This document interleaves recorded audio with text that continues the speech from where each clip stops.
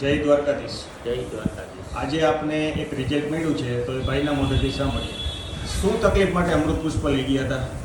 મારા બાબાને 4 વર્ષનો બાબો છે. એને માથા ઉપર ગાંઠ હતી મોટી બધી. બરાબર. એ ગાંઠને અમે સિવિલમાં ઓપરેશન કરાવી લીધું હતું. બરાબર. પછી 6 મહિના પછી પાછી થોડી ગાંઠ ઉભી હતી થઈ હતી. ટૂંકમાં બીજી ગાંઠ થઈ ઓપરેશન કરાવ્યા ઓપરેશન પછી પાછી ગાંઠ ત્યાં પાછી થોડીક થઈ હતી. પાછી થઈ એટલે ડૉક્ટર સાહેબે શું કીધું? ડૉક્ટર સાહેબ કે 2 રિપોર્ટ કરી લઈ કેટલીક ગાંઠ મોટી થાય છે જોઈએ આપણે. તો એ ડૉક્ટર સાહેબે છેલ્લે થોડીક મોટી વધતી જતી હતી થોડી ધીમી ધીમી.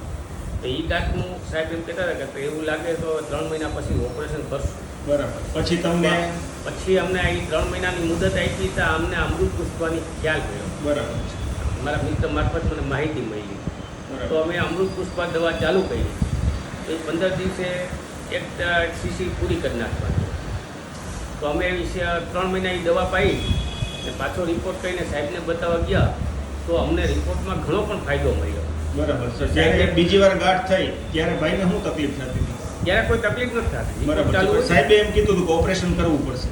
પેલી ગાય હા ઓપરેશન કરવું. હા. પછી તમે અમૃત પુષ્પ ચાલુ કર્યું. આપણે કેટલી બોટલ પૂરી થઈ? અમૃત પુષ્પની અમે દર મહિને 6 અને 8 બોટલ પૂરી કરી. બરાબર. અત્યારે કેટલી રાહત છે 8 બોટલથી? અત્યારે અમે 25 થી 30% રાહત છે. 25 થી 30% રાહત છે. રાહત છે. બરાબર છે. ઘણું બધું રિઝલ્ટ કહેવાય. દ્વારકાધીશની કૃપા. જય દ્વારકાધીશ. જય દ્વારકા.